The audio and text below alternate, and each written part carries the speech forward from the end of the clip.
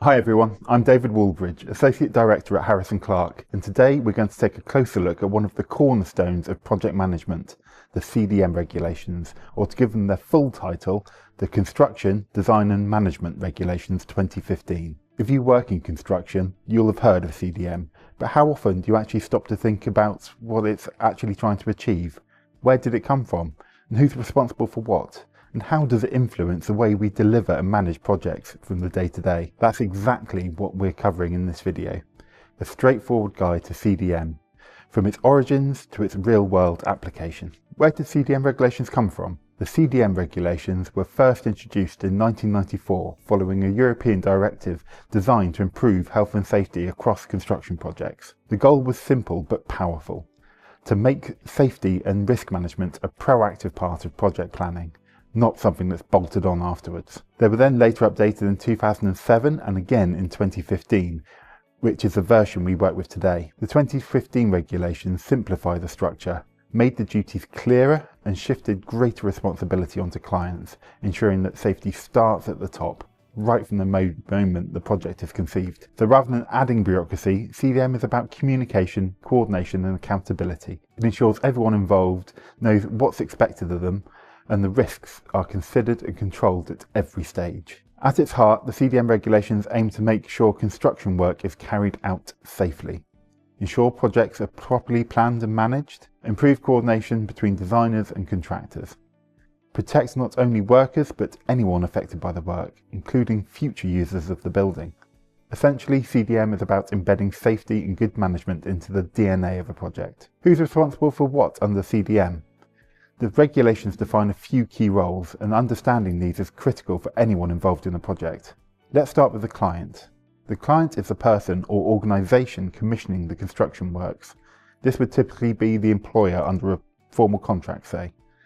The client's duties are extensive, but they must make sure appropriate arrangements are in place for managing the project, ensure there's sufficient time and resources, and appoint competent people to fulfil the other CDM roles, which we'll touch on in a second. Clients must also ensure that welfare facilities are provided and that both designers and contractors are carrying out their duties properly. It's important to note that responsibility can't be delegated away. Even if you appoint a project manager or a principal designer, you as a client remain accountable for ensuring those appointments are suitable and the project is managed safely. Now let's talk about the principal designer.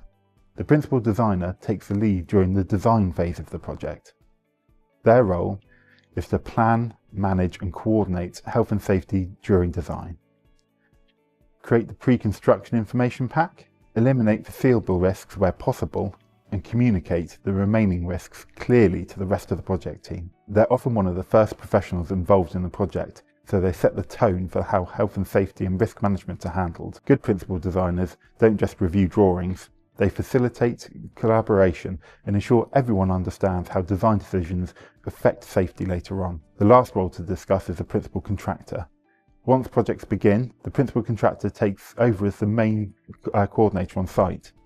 Their responsibilities include planning, managing and monitoring the construction phase, ensuring that work is carried out safely and efficiently, preparing and maintaining a construction phase plan, and making sure welfare facilities, site inductions, hot work permits, scaffold checks and a long list of other things, depending on the works that have been undertaken, are in place and correct. They're also responsible for liaising with the principal designer to ensure any design changes are assessed for safety implications before being implemented. So while the principal designer leads the pre-construction phase, the principal contractor leads the construction phase, and both roles have to communicate constantly to maintain consistency. CDM isn't just limited to those three key positions.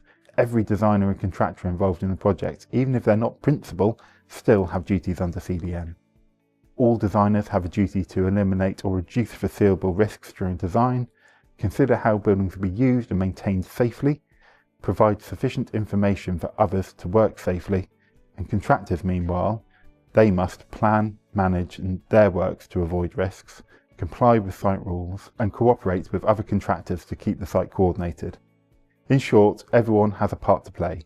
CDM only works when all duty holders understand their roles actively communicate. The reality is CDM isn't a to-do list to do it once and forget about it. In practice, CDM influences every stage of a project, from pre-construction through to handover and beyond.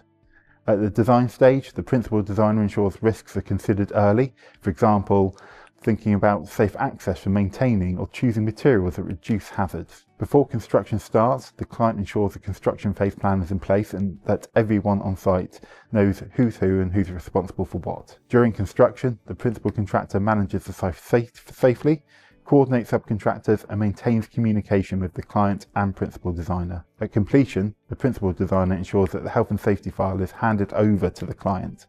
This document outlines key information for future maintenance, alterations or demolition, ensuring long-term safety beyond the build itself. All of this helps CDM achieve, when done well, and is applied properly, results that go far beyond just simple compliance. It creates safer working environments, cleaner communication channels, and better coordination between disciplines and more predictable project outcomes. Projects that follow CDM tend to have fewer accidents, fewer delays, and fewer disruptions because roles and expectations are clear right from day one. For clients, it provides peace of mind that risks are being managed. For contractors and designers, it creates structure and clarity, reducing uncertainty about when and what. Now, let's talk about some of the common challenges in good practice. Of course, CDM isn't always implemented perfectly.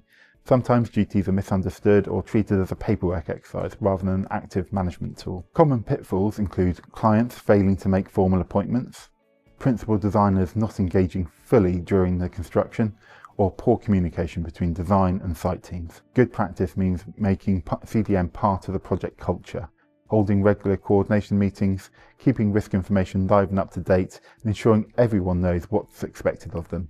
It's about collaboration, not compliance, for compliance sake. Ultimately, the CDM regulations are about preventing injury, preventing poor design decisions, and preventing the kind of miscommunications that lead to accidents or costly mistakes. By making everyone responsible for accountability, CDM helps ensure projects are not just completed successfully, but done safely and sustainably. It's about taking a proactive approach to risk, thinking ahead, planning properly, and working together to protect everyone involved in creating our built environment. So that's hopefully our straightforward guide to CDM regulations, where they came from, who's who under the rules, and what everyone's responsible for, and what these regulations are really trying to achieve. The takeaway is simple. CDM isn't a tick boxing exercise, it's a framework for better, safer and more efficient projects. And when everyone understands their role, the entire process runs smoothly from start to finish. As always, if you need any help or advice on this or any other topic, please feel free to reach out via our website, harrisonclarke.co.uk. I'll see you in my next video.